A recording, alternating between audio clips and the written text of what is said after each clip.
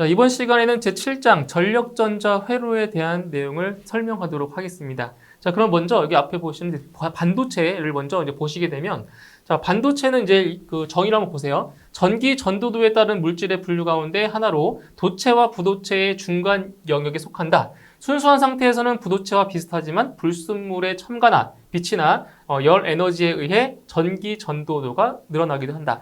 그러니까 여기서 그 물체를 이제 전기 전도도에 따라서 분류를 하게 되면, 자, 도체가 있고 도체, 그 다음에 이제 반도체, 그 다음에 이제 부도체, 이렇게 세 개로 이제 분류할 수 있어요. 부도체 또는 이거 뭐 절연체라고도 할 수 있겠죠. 그러니까 전기 전도도가 상당히 작은 거죠. 이거는 거의 흐르지 않은 거. 그래서 지금 이 시간에 이제 배울 것이 바로 이거 반도체, 이걸 배우는 거예요. 그래서 반도체라고 하는 거는 이제 도체와 부도체 또는 절연체의 중간에 있는 그러한 물질을 바로 반도체라고 하는 겁니다. 그래서 여기 보시면 이 반도체의 성질을 보시면 이제 도체와 절연체의 중간 성질인데, 자, 10의 마이너스 5승에서 10의 4승 옴미터예요. 이게 무슨 뭐예요, 이게? 이게 바로 고유 저항이죠. 고유 저항. 그러니까 대표적인 그 부도체, 대표적인 절연체로는 고무라는 물질이 있는데, 이 고무의 고유 저항이 한 10의 13승 정도가 돼요. 그러면 이제 이게 어느 정도인지 알 수 있겠죠, 그죠? 예, 이게 고무의 고유 저항이 10의 13승 정도다. 그러면 이제 고유 저항이 낮을수록 어때요? 전도율은 더 높은 거죠. 그렇죠? 그래서 이제 온도가 상승함에 따라서 저항값은 작아집니다. 그러니까 일반적으로 도체 같은 경우에는 그 온도가 상승을 하면 저항값도 같이 상승하죠. 근데 반도체 같은 경우는 온도가 상승하면 어때요? 저항값은 감소합니다. 그러니까 반비례 관계에 있다는 거예요. 그래서 부저항 온도 계수다. 그래서 2번과 3번은 같은 맥락으로 보시면 되겠습니다. 그 다음 반도체에 불순물 원자를 혼입하면 저항률이 작아진다. 자, 좀 이따 설명드릴 건데, 반도체에다가 불순물 원자를 혼입하면 저항률이 작아진다는 건 뭐예요? 저항률이 작아진다는 얘기는 그만큼 도전율은 높아진다라는 거죠. 그렇죠? 좀 이따 설명드릴게요. 자, 이제 그럼 반도체의 종류를 한번 볼게요. 반도체의 종류는 크게 분류를 하면 이렇게, 자, 진성 반도체라는 것이 있고요. 그리고 이제 불순물 반도체가 있어요. 근데 여기서 불순물 반도체에는 흔히 N형 반도체라고 P형 반도체라고 이렇게 분류할 수 있겠죠. P형 반도체. 자, 그때 가전자수다. 그러니까 이건 최외곽 전자의 수를 말하는데, 최외곽 전자의 수가 진성 반도체인 경우에는 4개입니다. 최외곽 전자의 개수를 말하는 거예요. 그리고 N형 반도체는 5개. 그리고 P형 반도체는 3개를 가지고 있어요. 이 개수를 좀 기억을 좀 해주세요. 개수를. 그래서 이 N형 반도체 같은 경우에는 진성 반도체보다 전자의 수가 하나가 더 많은 거예요. 그죠? 많은 거고요. 그리고 P형 반도체 같은 경우는 진성 반도체보다 전자의 개수가 1개가 부족한 겁니다. 그래서 이 진성 반도체에 사용하는 그 물질이 뭐가 있냐? 대표적인 것이 바로 실리콘과 게르마늄이 있습니다. 그래서 예전에는 게르마늄을 많이 썼었는데, 최근에는 이 실리콘을 많이 사용하고 있죠. 그죠? 실리콘이 바로 진성 반도체의 재료로 사용되고 있는 겁니다. 그 다음에 이 N형 반도체의 물질에는 이제 비소, 그 다음 그 다음 안티몬, 이러한 물질들이 있고요. 그리고 P형 반도체에는 갈륨, 그리고 인듐, 그 다음 붕소, 이러한 물질들을 재료로 사용하고 있는 겁니다. 자, 그럼 여기서 먼저 진성 반도체에 대해서 보시면, 자, 보세요. 실리콘과 게르마늄 같은 반도체 물질을 아주 높은 순도로 정지한 것이다. 깨끗한 거야, 아주. 불순물이 하나도 들어있지 않은 순수한 반도체라는 거죠. 그죠? 그래서 이 불순물이 첨가되지 않은 아주 순수한 반도체가 바로 진성 반도체인데, 이 반도체라고 하는 것이 여기 화면에 보시면 이게 실리콘이죠, 실리콘. 실리콘이 서로 이제 어떤 결합이냐? 바로 공유 결합을 통해서, 자, 이렇게 이제 결합을 하고 있어요. 실리콘. 그래서 여기는 아무런 불순물이 지금 들어가 있지 않는 거예요. 실리콘들이 이렇게, 자, 공유 결합을 하고서 이렇게 이 물질이 이루어지고 있는 거죠. 진성 반도체라는 것이. 자, 그럼 여기서, 자, 그럼 불순물을 왜 여기다 혼입을 했냐? 자, 보세요. 자, 진성 반도체 같은 경우에는, 자, 도전율이 그렇게 좋지 않아요. 근데 여기 이 진성 반도체에다가 불순물을 혼입을 시키면, 즉 도핑한다고 하는데, 불순물을 도핑을 시키면 도전율, 전도율이 더 높아진단 말이죠. 그래서 이 N형 반도체하고 이제 P형 반도체라는 것이 있는데 여기서 N형에서의 그 N자가 뭐냐? 바로 네거티브의 그 N자를 쓴 거예요. 네거티브. 예? 네거티브. 그래서 실리콘보다 가전자가 한 개가 더 많다고 했죠. 그러니까 전자가 하나가 더 많다고, 전자가. 그래서 한 개가 많아서 전체적으로 전공보다 음의 전기를 띠는 반도체이다. 그래서 이것을 N, 네거티브의 N을 써서 N형 반도체라고 이름을 부르는 거죠. 그래서 여기서 마이너스인 전자가 바로 전기의 운반책이라는 거죠. 전자가. 그래서 전공보다는 마이너스 전자가 많고요. 불순물로는 뭐가 있다? 도너. 불순물의 이름을 도너라고 불러요. 도너. 자, 그래서 여기 보시면은 아까 진성 반도체 같은 경우는 이제 이게 전부 다 실리콘으로 지금 결합이 되어 있었잖아요. 그죠? 근데 거기에다가 뭘 넣은 거예요? P. 그죠? 불순물을 지금 혼입한 거예요. 불순물을. 그죠? 불순물을 혼합해서 여기 해서 지금 뭐가 지금 나온 거냐면 여기에 전자. 그죠? 가전자가 하나 더 많아지는 거죠. 과잉전자. 그죠? 과잉전자. 그래서 여기 이게 여기 이동하면서 전기를 운반해 주는 거예요. 이 전자가. 그죠? 네, 전자가. 자, 이제 그러면 P형 반도체는 뭐냐? 이제 반대로 실리콘보다 가전자가 한 개가 적어요. 부족전자죠. 부족전자. 한 개가 적어서 자유전자보다 양의 전기, 포지티브. 그래서 요 P형 반도체라고 하는 거죠. 포지티브. 그래서 양의 전기를 가진 전공이 많은 반도체. 그래서 플러스인 전공이 바로 전기 운반책이 되는 겁니다. 그래서 마이너스 전자보다 플러스의 전공이 더 많은 거고요. 불순물로는 억셉터라고 하는 거죠. 불순물을 억셉터. 그래서 이렇게 보시게 되면 여기 붕소를 지금 실리콘 대신에 도핑을 했잖아요. 여기 지금 보시면 여기가 뻥 뚫려 있죠. 여기. 뚫려 있죠? 그러니까 N형 반도체 같은 경우는 전자가 하나 남아요. 남지만 P형 반도체는 전자가 하나가 부족해요. 그러니까 여기 전공이 하나 생긴 겁니다. 이게 전공이. 예? 이런 차이점이 있어요. 그래서 N형 반도체, 이렇게 P형 반도체. 자, 그리고 여기서 헷갈리는 게 있어요. N형 반도체의 불순물이 도너고 P형 반도체의 불순물이 억셉터죠. 이거 지금 두 개가 헷갈리실 거예요. 그래서 어떻게 기억을 하시냐면 자, 이렇게 기억하시면 편해요. 이 도너의 그 스펠링이 DONOR이잖아요. 그렇죠? 그래서 여기는 N. 자, N형 반도체의 불순물이다.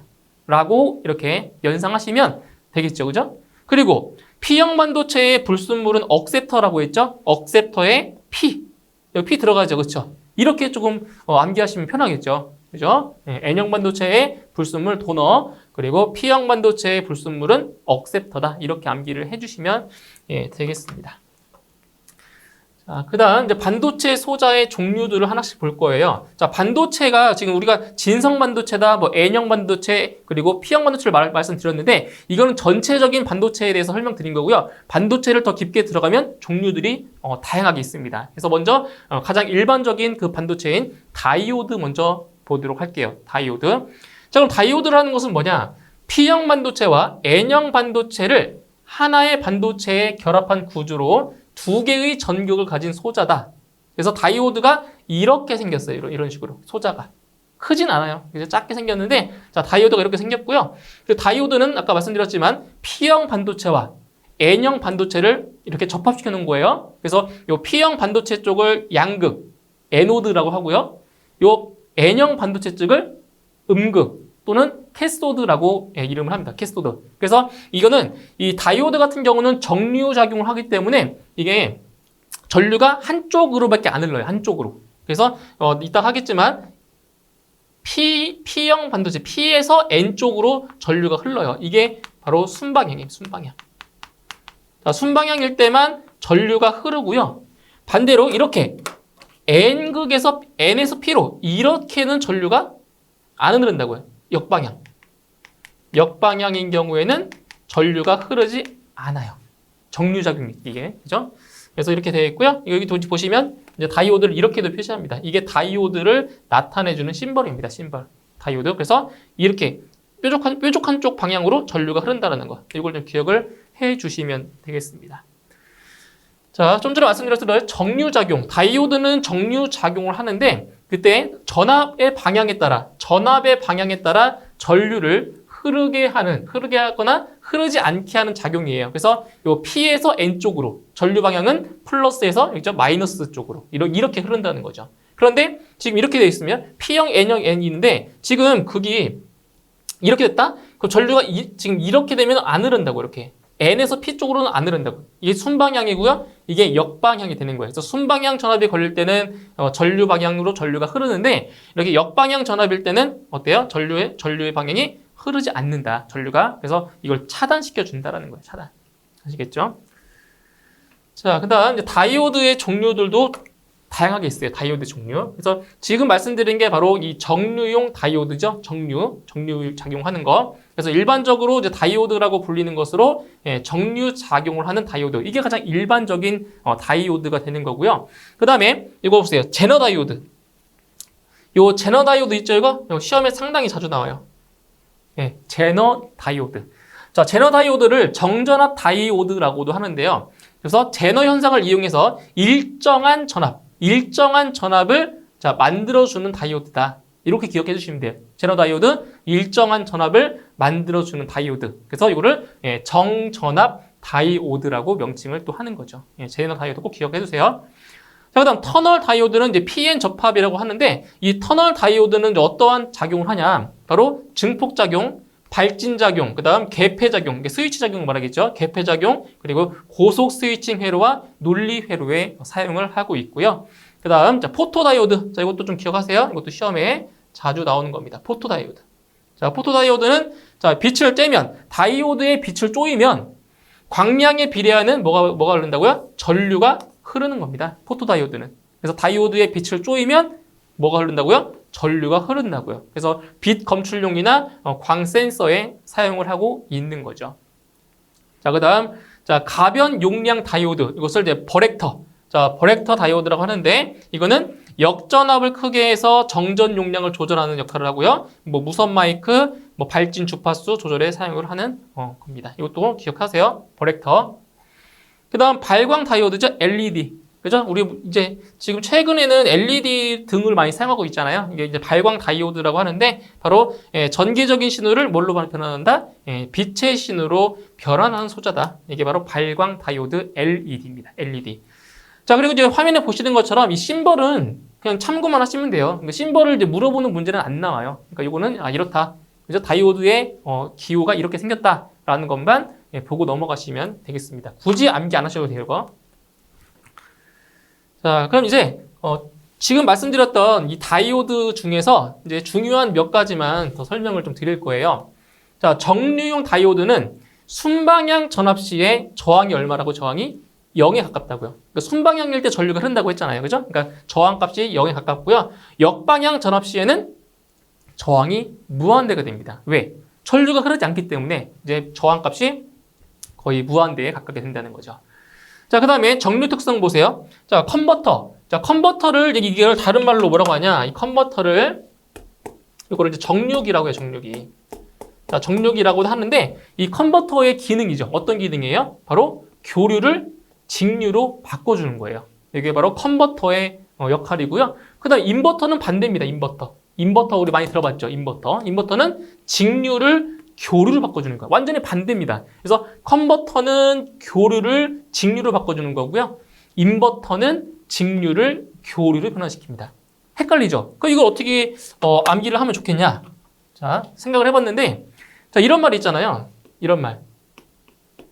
정규직, 비정규직 이런 말 많이 쓰죠, 그죠? 정규직, 그죠? 정규직. 그래서 컨버터, 정류기는 정교직이다. 정규직. 이렇게 암기하면 좀 편하겠죠. 그죠? 정규직. 그럼 인버터는 그 반대니까. 그죠? 그래서 정류기, 컨버터는 교류를 직류로 바꿔주는 거다. 이렇게 암기하시면 쉽겠죠. 그죠? 정규직. 이렇게 암기해 주시면 되겠어요. 자, 그 다음에 이제 발광 다이오드 LED인데, 이 발광 다이오드의 이제 특성을 좀 암기하셔야 돼요. 특성. 일단 응답 속도가 매우 빠릅니다. 응답 속도가 빠른 특성이 있고요.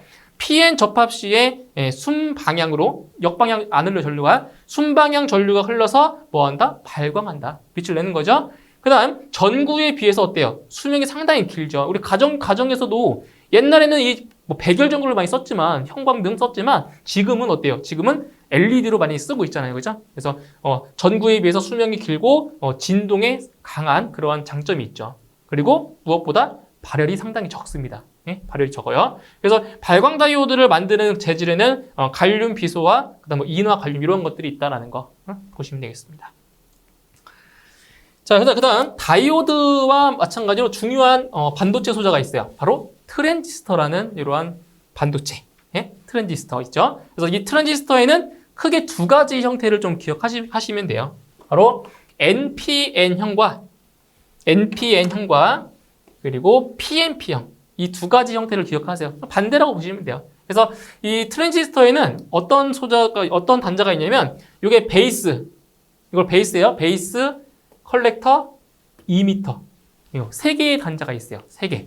자, 다시 베이스, 컬렉터, 이미터. 그래서 이거를 이제 NPN형인데 우리가 N형 반도체와 P형 반도체를 배웠잖아요. 그러니까 이 NPN형 같은 경우는 어떻게 접합한 거냐면 이렇게 접합한 거죠.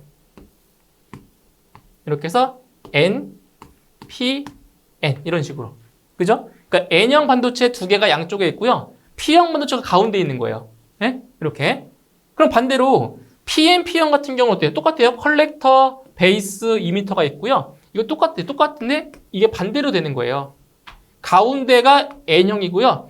양쪽에 P형 반도체를 붙여놓은 거예요. 그래서 PNP형이라는 거예요. PNP형. 그죠? PNP형. 그럼 여기 보시면은 이게 이제 NPN이면은 어떻게 해요? 전류가 이렇게 흐르겠죠? 전류 방향이. P에서 N으로. 이렇게 흐르는 거죠? 그렇죠?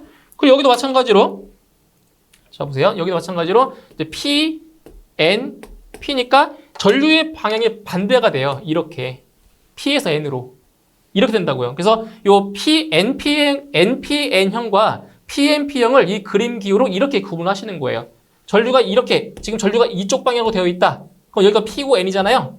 그렇죠? P고 N이니까 NPN형이 되는 거고 이때는 전류가 이쪽 방향, 베이스 방향으로 되어 있잖아요. 그렇죠? 이런 경우는 이게 PN이니까 PNP형 이렇게 구분을 하셔야 돼요. 네? 아시겠죠? 이렇게. 그래서 이 NPN형이나 PNP형은 둘 다 어떤 작용을 해주는 거예요? 스위칭 작용도 해주고요. 증폭 작용도 할 수 있다라는 특성이 있는 거죠. 그래서 이제 아래 보시면은 이제 트랜지스터의 특성과 이제 구성이 나와 있어요.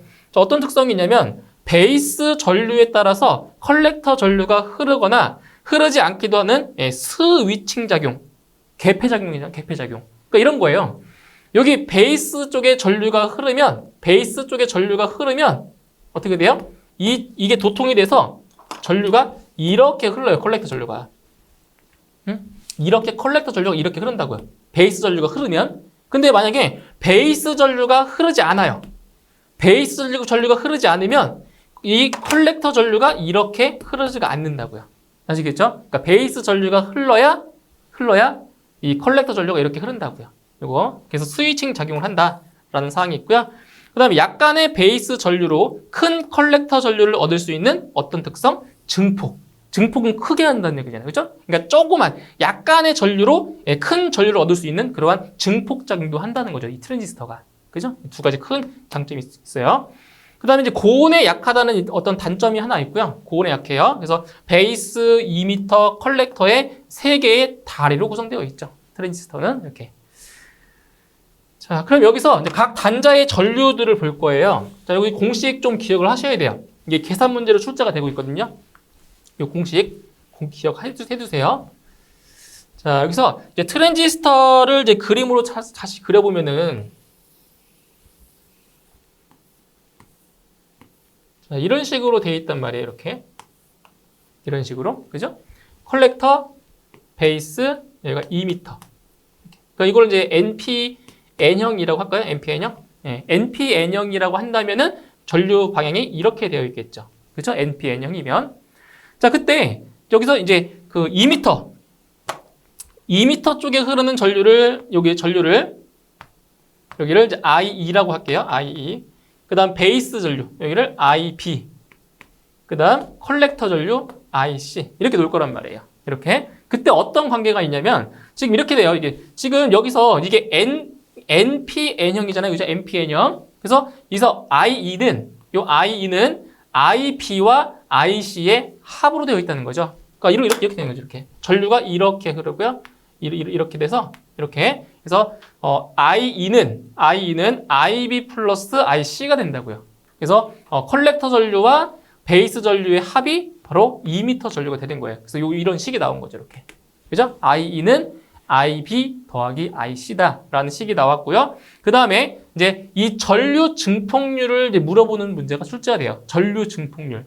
예? 전류 증폭률. 이 전류 증폭률이라는 것은 뭐냐면, 아까 말씀드렸지만, 이 트랜지스터는 증폭작용 한다고 했죠. 증폭작용. 그러니까 약간의 전류로 큰 전류를 얻는다고 했어요. 그죠? 그러니까 미세한 베이스 전류로 큰 컬렉터 전류를 구한다고 했죠.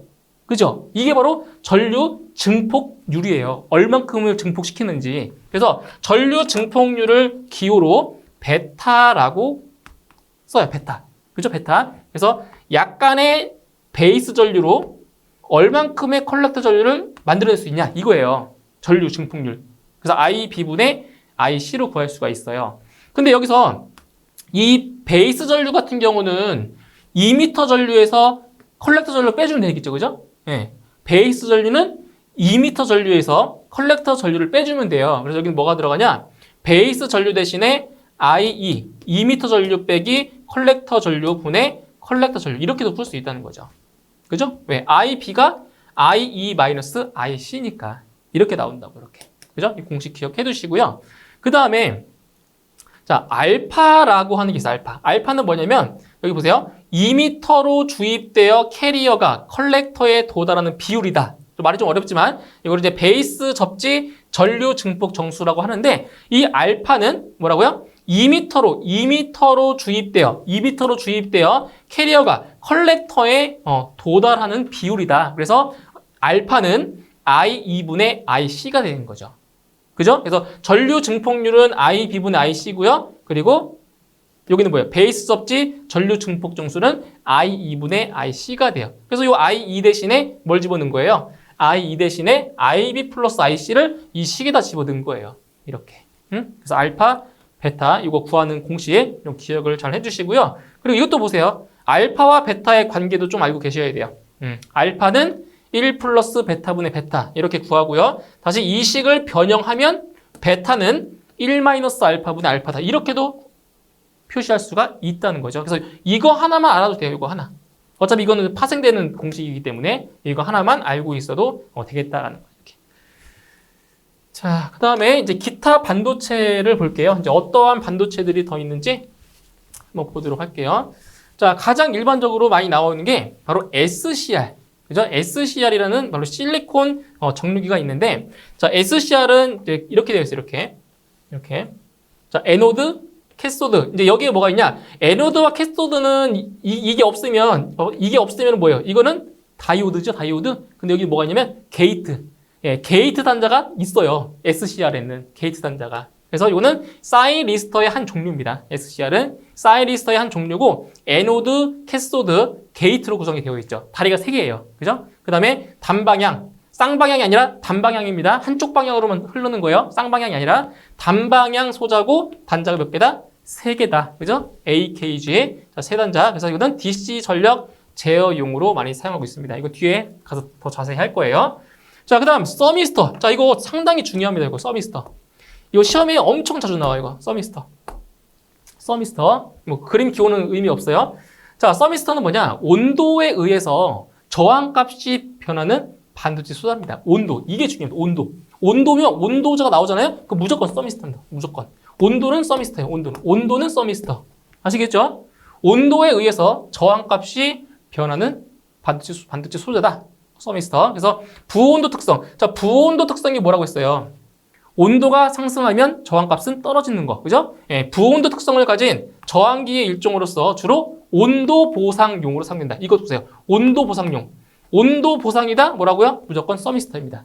예? 온도 보상, 서미스터. 그래서 온도 제어 회로용으로 사용하고 있죠. 자, 그 다음 세 번째로 트라이악. 자, 트라이악이 나와 있는데 이것은 뭐냐? NPN. 지금 몇 개의 반도체?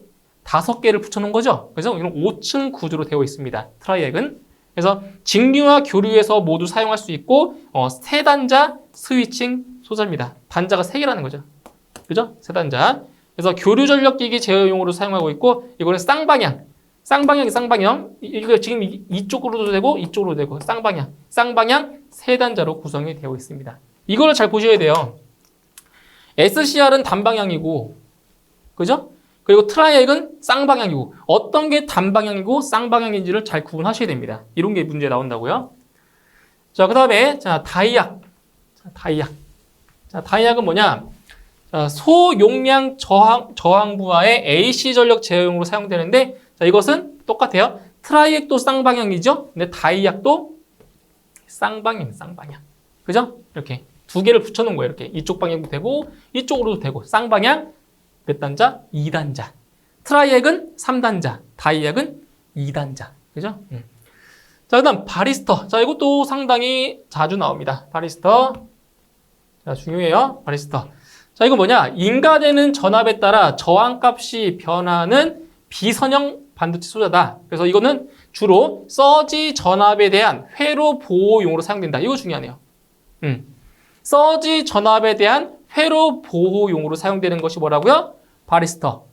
이것도 중요해요. 전기 접점의 불꽃을 제거해주는 역할. 뭐라고요? 바리스터. 이거 중요해요. 이거. 예, 서지 전압에 대한 회로 보호용. 바리스터. 전기 접점, 계전기 접점의 불꽃을 없애는 목적. 바리스터. 이거 중요한 겁니다. 이거 2개. 자, 이제 그 다음 사이리스터를 보시면, 자, P형 반도체와 N형 반도체의 4층 이상을 뭐 한 것이다? 접한 것이다. 4층, 5층, 6층 이런 것들, 그죠? 4층 이상을 접한 것을 사이리스터. 그래서 전극 단자 수가 2, 3, 4인 것이 있고요. 위상 제어, 타이머 회로, 트리거 회로에 사용을 하고 있는 겁니다. 사이리스터. 자, 그러면 이제 SCR을 좀 더 깊게 한번 볼게요. SCR을 자세하게 보면, 자, SCR의 이제 성질들을 한번 하나씩 볼게요.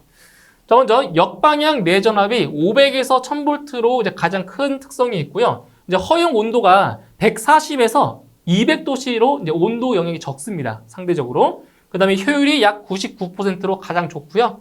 전류 밀도는 2에서 10배 정도로 크고 대용량 정류에 적합한 그러한 반도체입니다. 그 다음 소형이면서 대전력용 정류기. 이거 중요하겠네요. 그죠?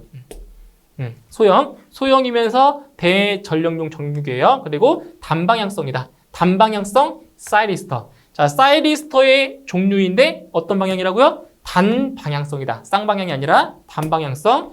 그리고 게이트 전류에 의해서 방전 개시 전압을 뭐 할 수 있다? 제어할 수가 있다라는 거고요. 자, 그 다음 이거 좀 중요해 보세요. 이거. 자, 도통 상태에 있는 SCR을 차단하는 방법 3가지가 있어요. 도통 상태. 그러니까 전류가 흐르고 있는 거죠. 그죠? 통전 상태에 있는 SCR을 차단시키는 방법. 첫 번째, 전압의 극성을 뭐 하면 된대요? 바꿔주면 돼요.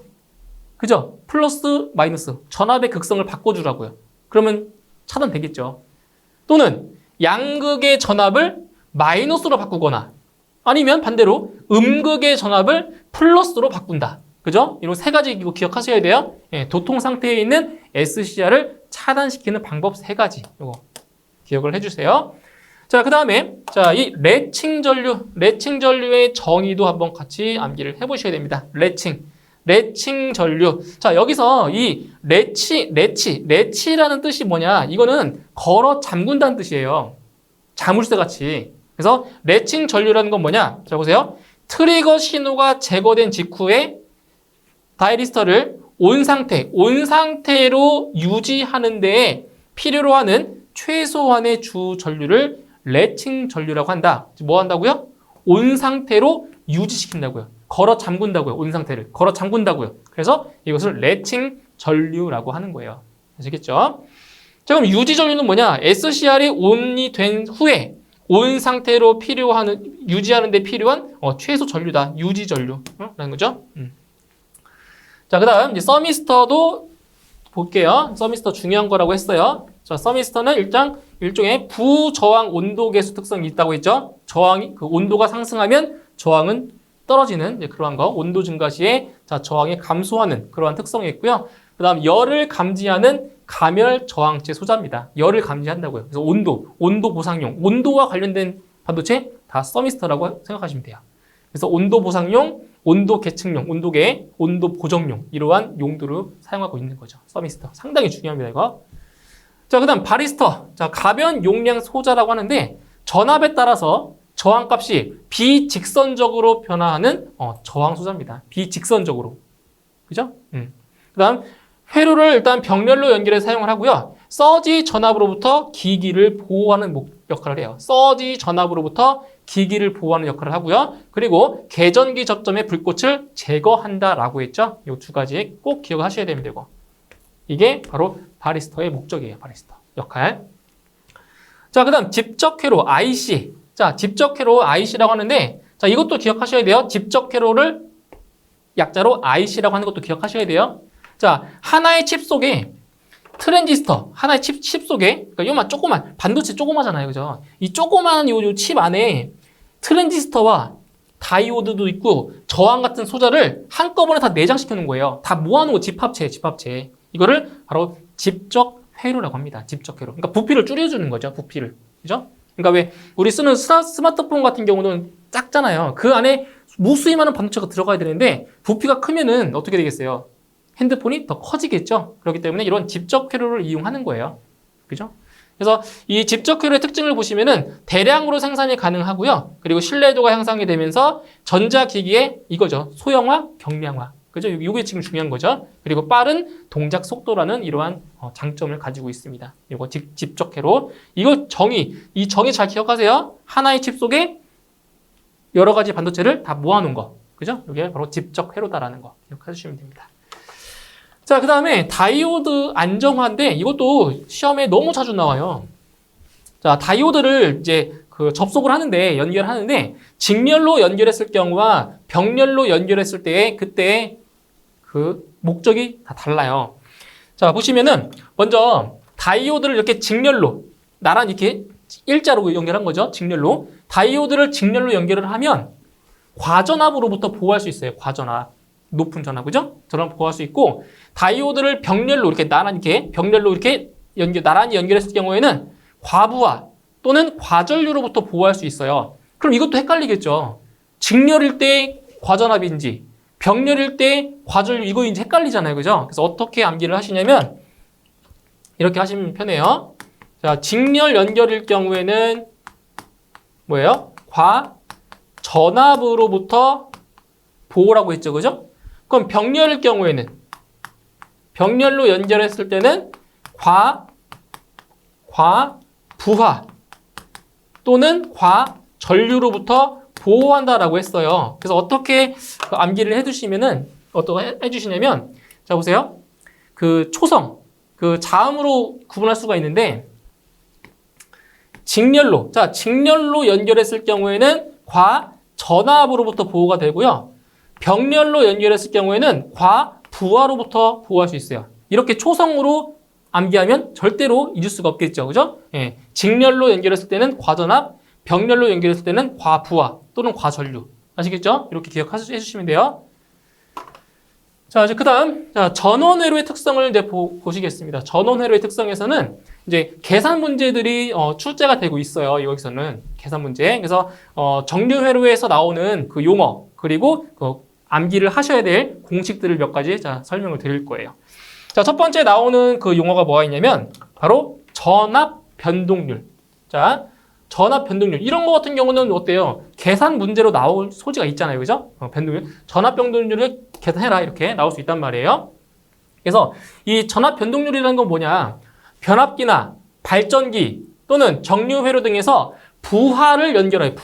부하를 연결하여 나타나는 단자 전압의 변화 정도를 백분율로 나타낸 것이다. 이게 뭐라고요? 전압 변동률이다. 그래서 이 공식을 보시면은 전압 변동률은 VR분의 V0 마이너스 VR이죠. 그죠? 그러니까 이 V0라고 하는 것이 뭐냐? 바로 무부하 전압입니다. 그러니까 부하를 걸지 않았을 때의 전압. 무부하 전압. 그리고 이 VR이라고 하는 값이 뭐냐? VR이 바로 부하 전압. 부하를 걸었을 때 그때 전격 전압이 되는 겁니다. 그래서 이 공식을 기억하셔야 돼요. 아시겠죠? VR분의 V0 마이너스 VR 곱하기 100. 이게 전압 변동률을 구하는 공식입니다. 그죠? 자, 그 다음에 전압 강화율 나오죠? 전압 강화입니다. 그래서 전압 강화의 수전단 전압에 대한 백분율이다. 그래서 전압 강화가 뭐예요? 전압 강화? 전압 강화라는 게 전압 강화라고 하는 것이 자, 입력된 전압이 있는데 그리고 출력된 전압이 있잖아요. 그죠? 출력 전압. 그러니까 입력 전압과 출력 전압의 차가 바로 전압 강화예요. 그러니까 이런 거죠. 만약에 입력된 전압이 200V인데 출력된 전압이 150V밖에 안 돼요. 그럼 중간에 전압이 떨어진 거잖아요. 그죠? 전압 강화가 50V라는 거죠. 50V. 이런 거. 그죠? 그래서 전압 강화의 수전단에 대한 백분율이다. 그래서 VR분의 VR이 뭐예요? VR이 수전단 전압이죠. 출력 전압. VR분의 VS-VR. 이게 뭐예요? 입력 전압에서 출력 전압을 뺐다. 그러니까 여기서 VS-VR. 이게 뭐예요? 이게 바로 전압 강화인 거죠. 그죠? 그래서 출력 전압분의 전압 강화 곱하기 100을 하시면 전압 강화율을 구할 수가 있는 겁니다. 이것도 공식을 기억하셔야 문제 풀 수가 있어요. 자, 이제 그 다음 정류 효율입니다. 정류 효율이라고 하는 것은 바로 정류 회로의 효율을 말하는 건데, 자, 이거예요. 자, 입력된 교류 전력이 출력의 직류 전력으로 바꿀 수 있는 비율. 이것이 바로 자, 정류 효율입니다. 정류 효율. 그래서 정류 효율 같은 경우는 어떻게 구하냐면 입력 교류 전력분의 출력 직류 전력으로 구하는 거예요. 그래서 PAC분의 PDC 곱하기 100. 아시겠죠? 그래서 입력된 교류 전력분의 뭐라고요? 교류 전력분의 출력 직류 전력. 근데 여기 지금 여기서 입력된 교류 전력은 어떤 값이에요? 평균 값이고요. 출력 직류 전력은 뭐예요? 시료값입니다. 시료값. 아시겠죠? 예, 평균값, 시료값이에요. 자, 그 다음에 맥동률. 자, 맥동률을 다른 말로 자, 리플 백분율이라고 하는데 맥동이라고 하는 게 뭐예요? 맥동은 진동이죠. 진동이 나타나는 게 맥동이잖아요. 그래서 전압전류의 평균값에 대한 리플 전압전류의 시료값의 비를 백분율로 나타낸 것이다. 그래서 여기 보시면 맥동률은 VDC분의 VAC입니다. DC는 직류죠, 직류. 그래서 이거는 평균값.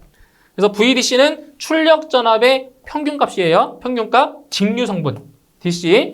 그 다음에 VAC는 출력 전압에 포함된 무슨 값? 시료값, 교류 성분. 그죠? 이게 바로 맥동률을 구하는 공식입니다. VDC분의 VAC. 그냥 공식 자체만 좀 암기를 하고 계세요. 그래서 이 실제로 기출문제에서는 이 맥동률을 뭐 계산해라 이렇게는 안 나와요. 나온 적 없어요. 이것도 마찬가지예요. 정류 효율도 마찬가지로 계산 문제로 나온 적이 없어요. 그렇기 때문에 이러한 공식이 있다, 이러한 내용들이 있다는 것만 참고하시면 되겠습니다. 자, 이제 마지막으로 이제 각 파형별 정류 효율과 맥동률, 그다음 맥동 주파수를 비교하는 이 표를 한번 보고 마무리 하겠습니다. 자, 보시면 여기에 파형이 4가지 파형이 나와 있어요. 어떤 파형들이 나와 있냐면 자, 단상 반파, 단상 전파, 삼상 반파, 그 다음 삼상 전파. 이 4가지 정도 파형만 좀 알고 계시면 되는데, 자, 우리가 앞에서 정류 효율, 맥동률, 그죠? 이런 거 우리 앞에서 했잖아요. 그죠? 그래서 이 정류 효율과 맥동률을 보시게 되면은, 자, 일단 단상 반파인 경우에는 정류 효율이 어때요? 제일 작죠? 40.6%로. 그죠? 이게 제일 이 효율이 낮은 거예요. 단상 반파가. 그 효율이 제일 높은 게 뭐겠어요? 이거 삼상 전파. 이게 효율이 제일 높은 거예요. 이게. 그죠? 그래서 단상 반파에서 삼상 전파로 갈수록 더 효율이 더 어떻다? 높아진다는 거 기억해 주시면 되고요. 그리고 이것도 기억하셔야 돼요. 정류 효율이 단상 반파는 40.6이다.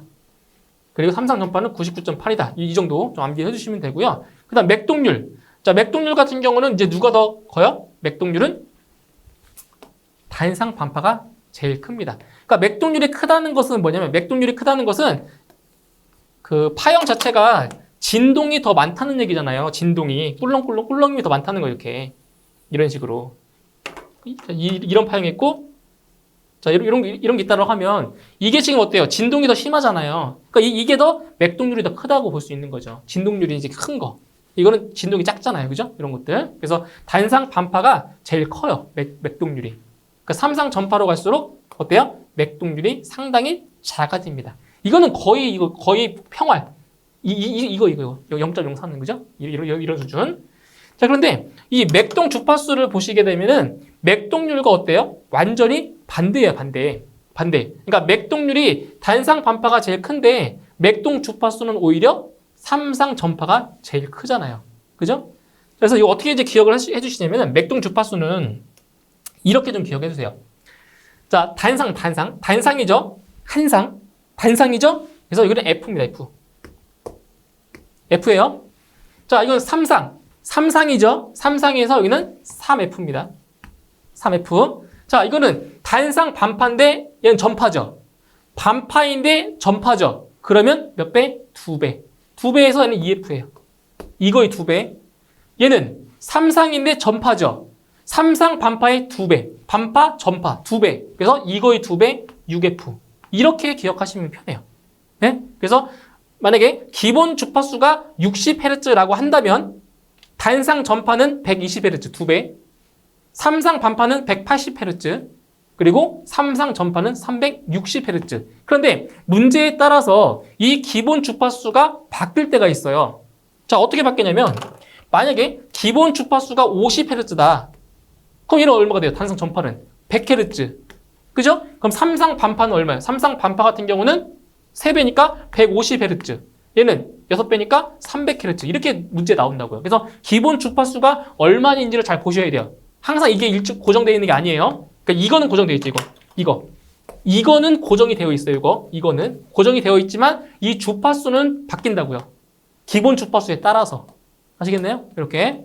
그래서 맥동률과 맥동 주파수는 서로 반대예요. 크기가 반대의 크기예요. 그 다음에 이거 직류전압을 보시면은 뭐 단상 반파인 경우에는 0.45 곱해주시면 되고요. 뭐 전류 똑같아요. 이게 전압으로 써 있지만 전류도 마찬가지예요. 0.45I 이런 식으로. 예? 단상 반파인 경우에. 그리고 단상 전파인 경우에는 0.9V. 그러니까 문제에서 단상 반파인지 그리고 단상 전파인지 나와요. 문제에 나온다고요. 그래서 단상 반파면은 0.45배, 단상 전파면은 0.9배 이런 식으로 계산하시면 되겠죠. 그 삼상 반파는 1.17배, 삼상 전파는 1.35인데 문제에서 자주 나오는 것은 이겁니다. 이거 자주 나와요. 응?